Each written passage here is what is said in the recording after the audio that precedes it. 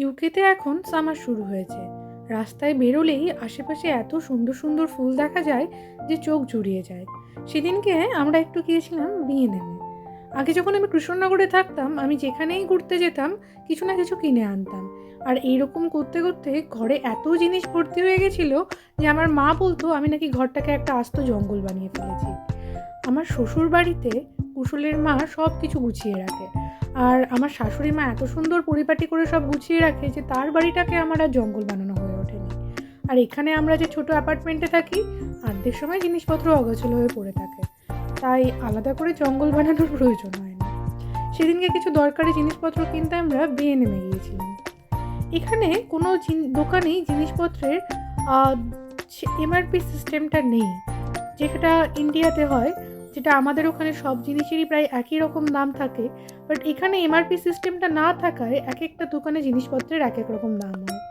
যদিও আমরা সিটি সেন্টারে থাকি ইয়র্কের, আমাদের আশেপাশে অনেক দোকান, কিন্তু লোকাল শপগুলোতে দাম বড্ড বেশি থাকে। তুলনামূলক বিএনএম, লিডল, মরিসন এই সুপার মার্কেটগুলো অনেকটাই রিজনেবল প্রাইসে জিনিসপত্র বিক্রি করে। বিএনএমটা বোধহয় এখানে ইয়র্কের সবচেয়ে বড় সুপার মার্কেট। এখানে সব কিছু পাওয়া যায়, ঘর সাজানো যা যা দরকার, খেলনা, পাতি, গাছপালা, আরও অনেক কিছু পাওয়া যায়।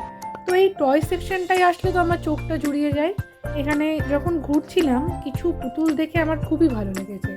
ও, একটা জিনিস এটা খুব আশ্চর্য লেগেছে আমার, এখানে ইলেকট্রনিক্স জিনিসের দাম ইন্ডিয়ার থেকেও খুব কম। অনেক সস্তায় অনেক ইলেকট্রনিক জিনিস এখানে পাওয়া যায়। প্রবাবলি এরা চায়না থেকে ইম্পোর্ট করে বলেই হয়তো দামটা এতটা কম থাকে। সে যাই হোক, এখানে যে খেলনাগুলো পাওয়া যায়, এত সুন্দর সুন্দর ধরনের এত পুতুল পাওয়া যায় যে এই জায়গাটাতে আসলেই যেন আমি পাগল হয়ে যাই। কিছু পুতুল তো আমার এত পছন্দ হয়েছে যে আমি ভেবে রেখেছি পরের বার গেলে আমি ঠিক নেব। এখানে একটা খুব সুন্দর সফট টয় দেখেছিলাম, এই যে বাদরের মতো এই টিকিটাকে দেখা যাচ্ছে, এটা পরের বার একদম নিয়ে আসতে হবে। এটা খুবই সুন্দর দেখতে। এই জায়গাটা থেকে বেরিয়েই আমি আরও একটা জায়গায় একটা অন্য রকমের টয় দেখলাম। এটা টয় না, এটা কাইন্ড অফ পিলো। এটা অনেকে সাইড পিলো হিসেবে ব্যবহার করে। এত সফট, এত কমফোর্টেবল আর এত কিউট দেখতে যে আমি আর নিজেকে সামলাতে পারিনি। যাই হোক, এগুলো দেখে তারপরে আমাদের যেগুলো দরকার ছিল সেইগুলো কিনতে আমরা চলে গেলাম। তো বেসিক্যালি ঘরের যাবতীয় জিনিসপত্রই বিএনএমে পাওয়া যায়।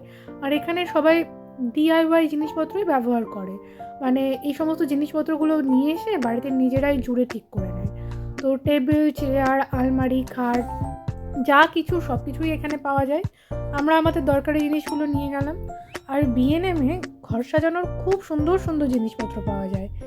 এই সমস্ত ফুল গাছ আরও কত কী যে রয়েছে, তার মধ্যে একটা জিনিস আমার ভারী পছন্দ হয়েছে, এই ছোট্ট ছোট্ট শোপিসগুলো। এগুলো এত কিউট দেখতে যে আমি একটা নিয়েই চলে আসলাম। এখানে একটা ছোট্ট, আমি জানি না এটাকে কি বলে, এটা কোনো একটা কুকুরের মতনই হবে, তো এইটিকে আমি বাড়িতে নিয়ে এসেছি। এগুলো খুবই সুন্দর, খুবই কিউট দেখতে। মানে অনেক ধরনের আর্টিফিশিয়াল ফুল, আর্টিফিশিয়াল প্ল্যান্ট। আর এইগুলো, এই যে এগুলো অনেকটা হয়তো কাশফুলের মতো ঘাস। প্রথমে আমি ভেবেছিলাম এগুলো আর্টিফিশিয়াল, কিন্তু পরে দেখলাম এগুলো অরিজিনাল। ঘর সাজানো যাবতীয় জিনিসপত্র এখানে পাওয়া যায়। তো আমি তো সব কিছু দেখে একটুখানি মানে নিতে ইচ্ছা করছিল, সবই যেটা হয় দেখলে সবই নিতে ইচ্ছা করে। আর এইটা হচ্ছে বিএনএমের পুরোটা ভিউ। এটা অনেকটা বড় সুপার মার্কেট, এখানে সব কিছু পাওয়া যায়। আর রাস্তার ধারে এই ফুলগুলো এখন খুব দেখা যায়। কিছুদিন আগে এরকমভাবেই ড্যাফোডিলগুলো দেখা যেত, আর এখন এই ফুলটার নাম আমি জানি না। তো আমি একগুচ্ছ ফুল তুলে এনে বাড়িতে রেখেছিলাম, আর সন্ধ্যাবেলা একটু চা মুড়ি দিয়ে আজকে সন্ধ্যাটা কাটালাম।